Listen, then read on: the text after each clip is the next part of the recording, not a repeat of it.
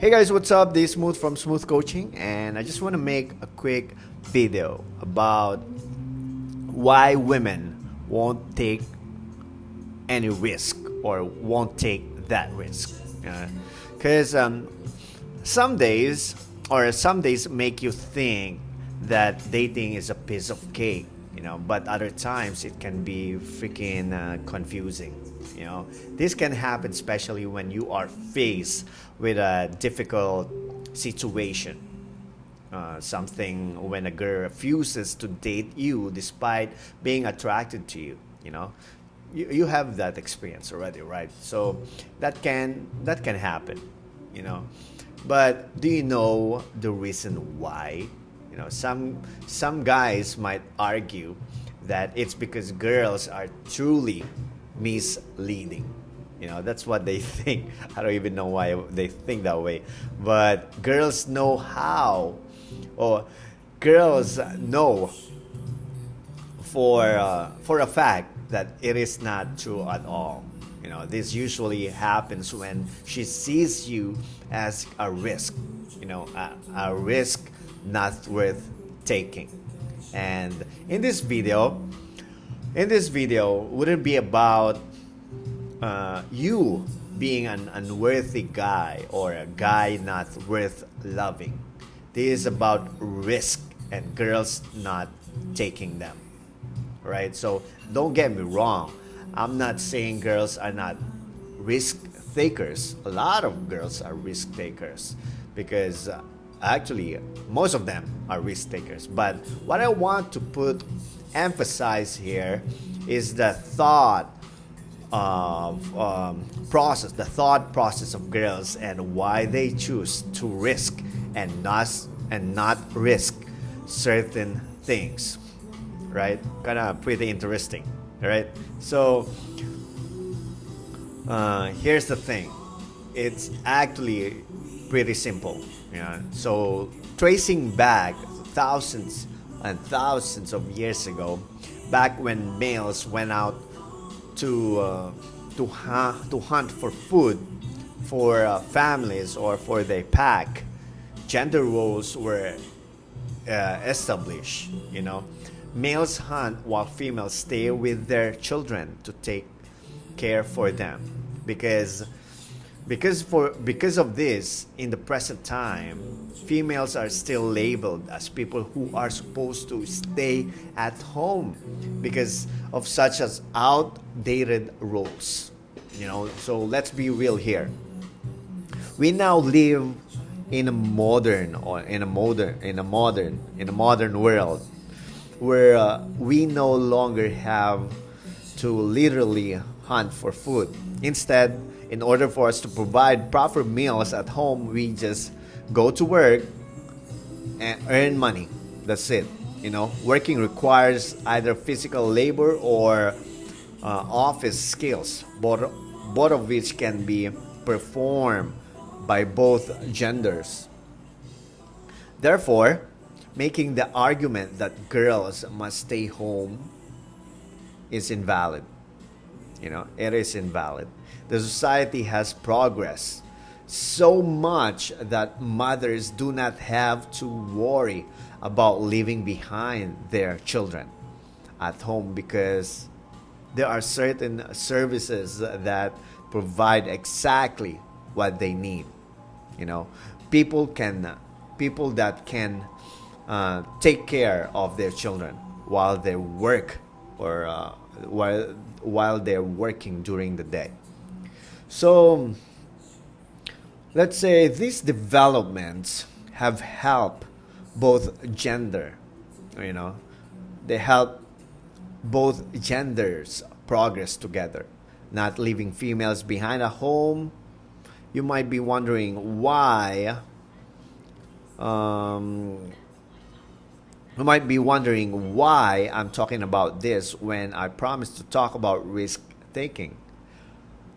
This is because many people link biological responsibilities, with risk taking, wherein males are more risk takers than females, which is I think that's the reality, you know.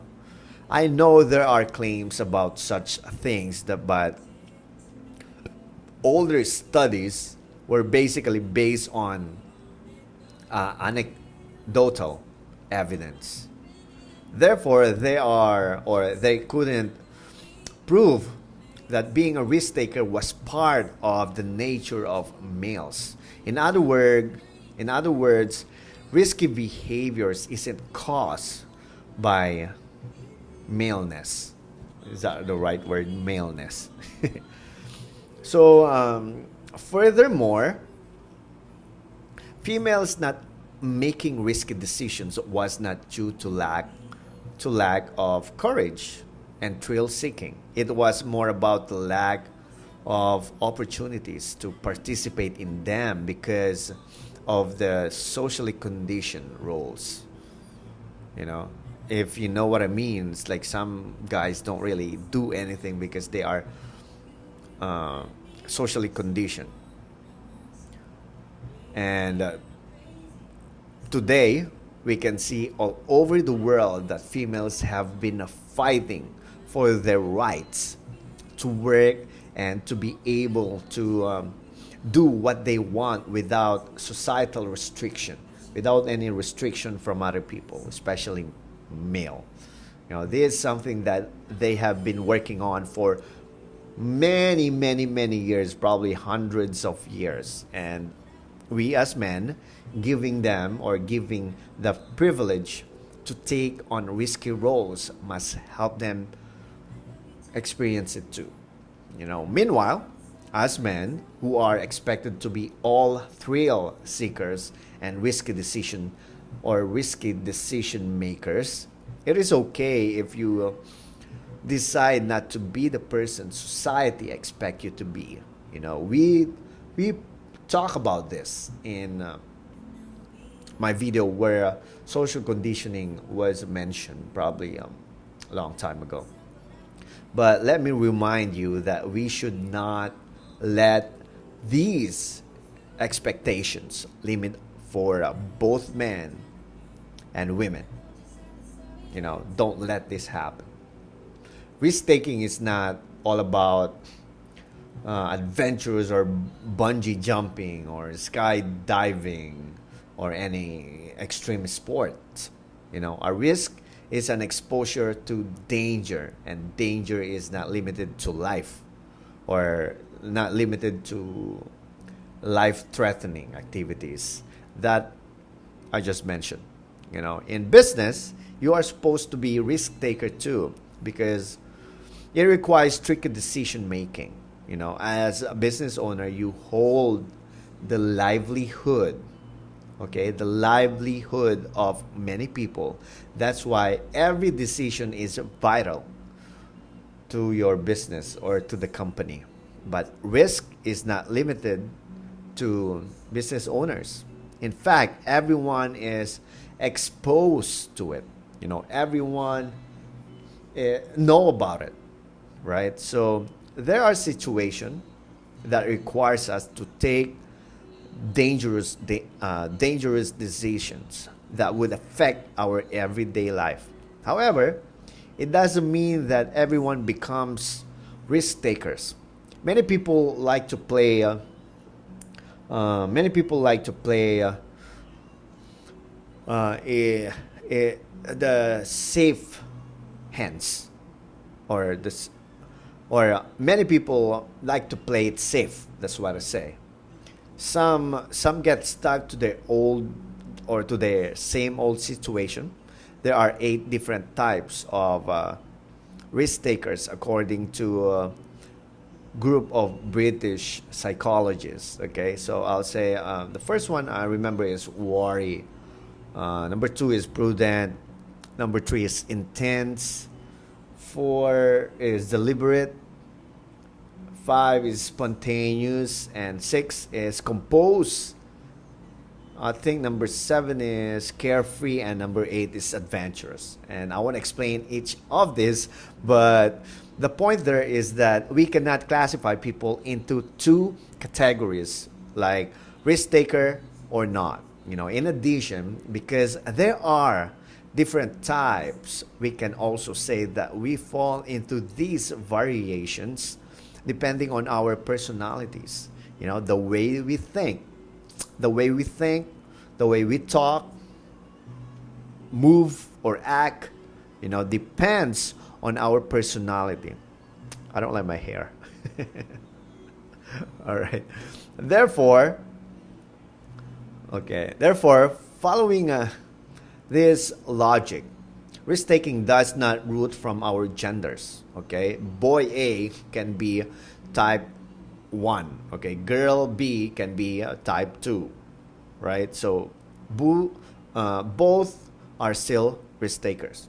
Okay, now, since we have finally discussed that gender doesn't directly affect risk taking, I know you've been itching to ask me this, right?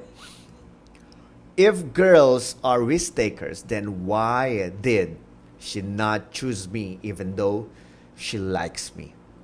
All right? Why? This is not a generalization. However, I noticed that people choose the kind of danger they are willing to take. There are people who pose red flags, but you see them end up being in a relationship. You can say that it really depends on the emotion or compatibility.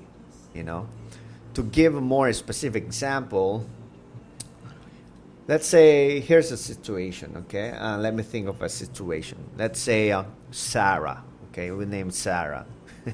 Sarah doesn't like boys who drink or smoke or guys who are mean. Meanwhile, let's say Katie, okay, that's the second name. Katie doesn't like guys who are tall or Christian or guys who have tattooed. Let's say Sam is a tall, tattooed guy, okay, who is known to be mean around people. Now, both girls are attracted to him, but he poses 2 red flags for Katie while 1 for Sarah. However, let's say Sam, our guy, and Katie end up being with each other. Girls are willing to disregard their standards or the red flags that they see as long they have redeeming qualities.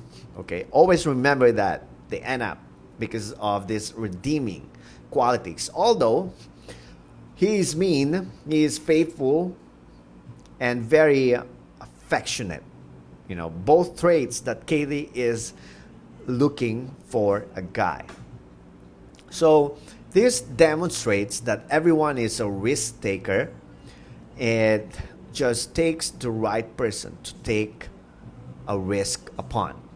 You know, people evaluate the risk they're going to take and the benefits they're going to have despite those downsides.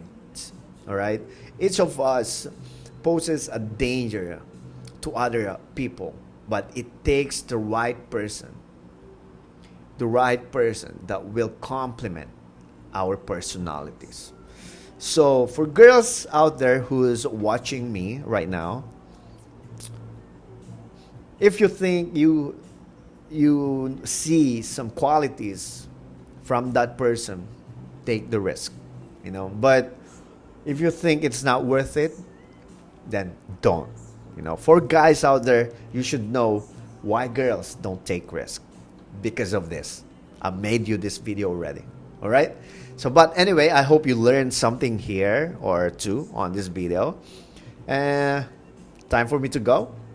Don't forget to follow us on Instagram, smooth.coaching, and also please subscribe our YouTube channel, Smooth Coaching.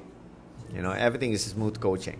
And also, if you want to get 30 minutes of free consultation, just message us and we'll give you answer to your question. But anyway, it's time for me to go. Thank you for tuning in. Thank you for watching.